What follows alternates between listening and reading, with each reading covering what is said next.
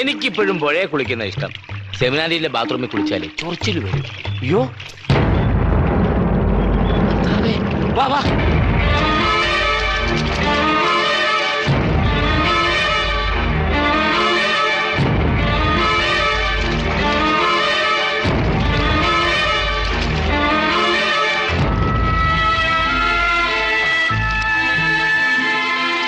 കൊച്ചുമത്തായിയെ, ജീവനുണ്ടാ? എന്റെ ദേഹത്ത് നല്ല ചൂട്. വാ വേഗം വാ. കോടനാട് അപ്പുറത്തെങ്ങാണ്ടുള്ളതാ. പട്ടണി മൂത്ത് തള്ളയും 3 മക്കളും കൂടെ ആറ്റിച്ചാടി. ബാക്കിയുള്ളവർ പോയി. ഞങ്ങൾ കാണുമ്പോ ഇവന് ഏതാണ്ട് തീർന്ന മട്ട. എന്താ നിന്റെ പേര്? ദേവരാജൻ. ജാതി?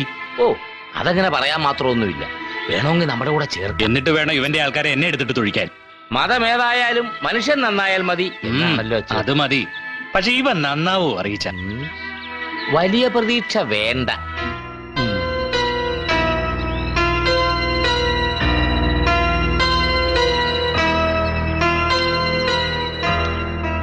റെക്ടറച്ചന്റെ ഊഹം തെറ്റിയില്ല. നല്ല ഒന്നാന്തര ഇംഗ്ലീഷ് മീഡിയം സ്കൂളിൽ അവനെ പഠിപ്പിച്ചത്. എന്തു ഫലം? 14-ാമത്തെ വയസ്സിൽ അവൻ അനാഥമന്ദിരം ചാടി. 18-ാമത്തെ വയസ്സിൽ അവൻ അകത്തുപോയി, സെൻട്രൽ ജയിലിൽ. 3 കൊല്ലം കഴിഞ്ഞ് ജയിലിൽ നിന്ന് ഇറങ്ങുമ്പോ ദേവരാജൻ ഒരു തികഞ്ഞ ചട്ടമ്പിയായി. വെട്ടേ കുത്തേ കൂലിത്തൻ എന്ന് വേണ്ട, ഒരു 5-6 കൊല്ലം കൊണ്ട് ഈ പൂജപ്പുര ദേവരാജൻ എന്ന് പറഞ്ഞാൽ അലബലാദികളിടയിൽ ഒരു നിലയും വിലയൊക്കെയായി. ഇരുട്ടടിയായിരുന്നു അവന്റെ സ്പെഷ്യാലിറ്റി. അങ്ങനെ ഡ്രാക്കുള എന്നൊരു വട്ടപ്പേരും. ഡ്രാക്കുള? അതേ ബ്രദർ, ഡ്രാക്കുള ദേവരാജൻ. ഈ നല്ല നല്ല ചട്ടമ്പികളാവുമ്പോ ഇങ്ങനെ ചില ഡിഗ്രികളൊക്കെ വേണമല്ലോ.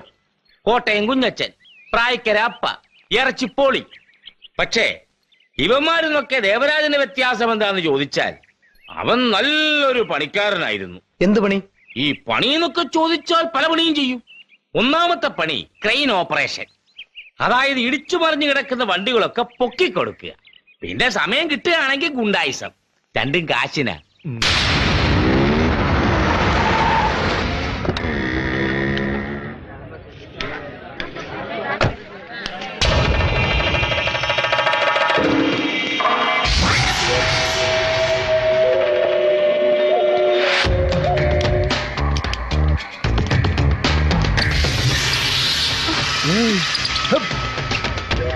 നടയാ ഇത് നടയാ, ഇത് നാടകമല്ലോ നടക്കത്.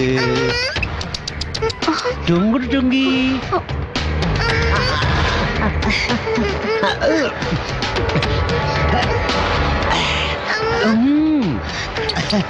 ഇത് മാമ പതുക്കെ.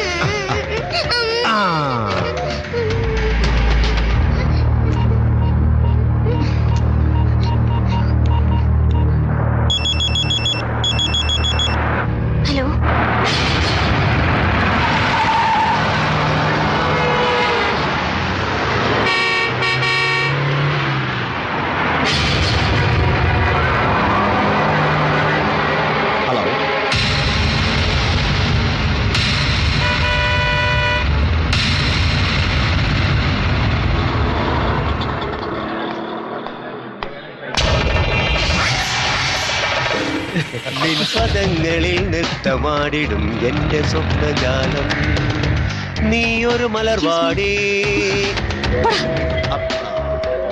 സ്റ്റേറ്റ് ബാങ്ക് എവിടെ? അടുത്ത സ്റ്റേറ്റ്. തളരല്ലേ നീ വിളറ, നീ ദേവയാനി. പദം ഞാൻ വേഗം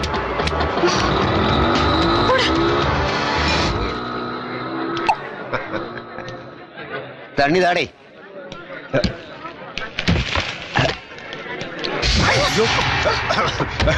സോറി സോറി. തുള്ളിയോടും പുള്ളിമാനെന്നില്ലേ, ചുമ്മാ വള്ളിമേട കാടവിടെ ചൊല്ല ചൊല്ല നില്ല് നില്ല്.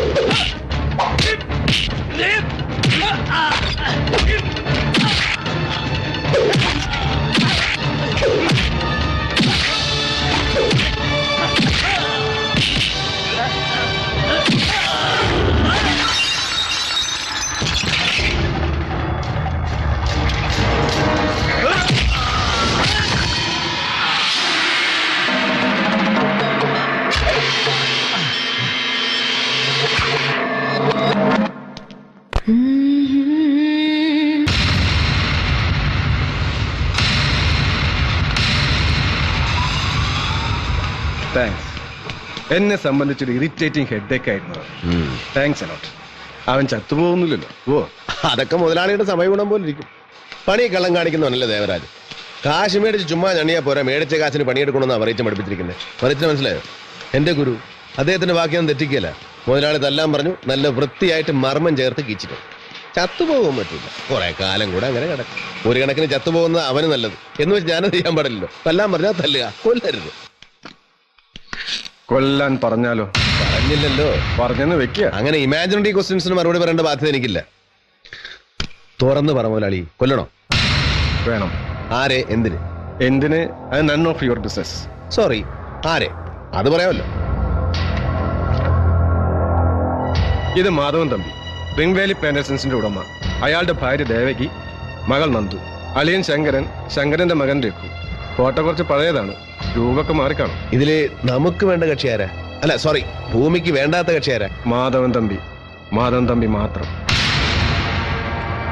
ചോദ്യം അനാവശ്യമാണെന്നറിയാം, എന്നാലും ക്യൂരിയോസിറ്റി താങ്ങുന്നില്ല മുതലാളി. ഈ മാധവൻ തമ്പി മുതലാളിയുടെ ആരാ? എന്റെ അച്ഛൻ. ഞാൻ ആദ്യ ഭാര്യയുടെ മകനാണ്. ഇപ്പൊ കൂടെയുള്ളത് വെപ്പാട്ടിയും മോളും. വെപ്പാട്ടിയുടെ മോളാണെങ്കിലും ആ കൊച്ചു പെങ്ങളല്ലേ മുതലാളി? എന്നാൽ എനിക്കുള്ളത് അവര് തിന്നണം.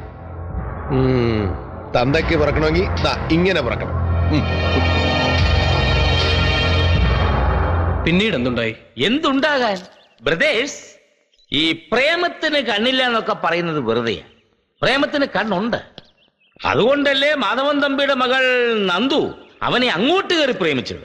പൂവല്ല പൂവല്ല പൂവാങ്കുരുന്നല്ല പൂവിട്ടു നെഞ്ചിൽ കിനാവ് തേനല്ല തേനല്ല തേൻ കാറ്റ് കാതിൽ തേവുന്നു തേനോളം പാട്ട്. അപ്പൊ തമ്പിയുടെ മോളെ നന്ദൂന്ന് ദേവരായനെ അറിഞ്ഞൂടായിരുന്നോ? ഇല്ല, നന്ദുവിനെ എവിടെയോ വെച്ച് കണ്ടു. അവര് തമ്മിൽ പ്രേമമായി. പിന്നെ ഒളിച്ചോട്ടമായി രജിസ്റ്റർ മാരേജായി. അത് കഴിഞ്ഞ് ഫസ്റ്റ് നൈറ്റ് ആയി, സെക്കൻഡ് നൈറ്റ് ആയി, ഡേ നൈറ്റ് ആയി, പെണ്ണു മാതാവായി. ഇതിനിടയ്ക്ക് അമ്മായിപ്പിനെ കയറി തല്ലാൻ പറ്റുമോ? ഇവനാണെങ്കിൽ കാശും മേടിച്ചു പോയി. ആരെയെങ്കിലും തല്ലിയില്ലെങ്കിൽ അത് വലിയ നീതികേടാകും എന്ന് ഞാൻ പറഞ്ഞു. ആ അക്കൗണ്ടിലാണ് അമ്മ അവൻ ചട്ടൻ ചങ്കരന്റെ കാല് തല്ലി ഓടിച്ചത്. ഈ വറീച്ചന്റെ ലാംഗ്വേജ് ഒരു സെമിനാരിയുടെ അന്തസ്സിന് യോജിച്ചതല്ല. ദൈവശാസ്ത്രം പഠിപ്പിക്കുന്നതിനിടെ എന്തിനാണോ ഒരു ഗുണ്ടയുടെ കഥ പറയുന്നത്? ഇച്ചിരി എരിവും പുളിയില്ലാത്ത പഴയതുപോലെ തിയോളജി അങ്ങ് ഏക്കത്തില്ല അച്ചോ. ഈശോയെ. അപ്പു ജനിച്ചതോടെ ദേവരാജൻ പുതിയൊരാളായി. പുറത്തെന്തു വായിക്കോ, പക്ഷെ ഇതുപോലുള്ള ക്ലാസ്സുകളില് ഞാൻ കുറച്ചുകൂടി റിഫൈൻഡായ വാക്കുകൾ ഉപയോഗിക്കണമെന്ന് അവൻ എന്നെപ്പോലും ഉപദേശിച്ചിരുന്നു. കാര്യം വലിയ വിദ്യാഭ്യാസമൊന്നും ഇല്ലെങ്കിലും അന്തം വിട്ട കോമൺ സെൻസ് അല്ലേ ദേവരാജന്. പിന്നെ ബിസിനസ് കാര്യങ്ങളില് അവൻ മാധവൻ തമ്പിയുടെ റൈറ്റ് ഹാൻഡായി. അങ്ങനെ അപ്പുവിന്റെ 2ാം പിറന്നാൾ കഴിഞ്ഞതിന്റെ 5ാം പക്കം മാധവൻ തമ്പി മരിക്കുന്നു.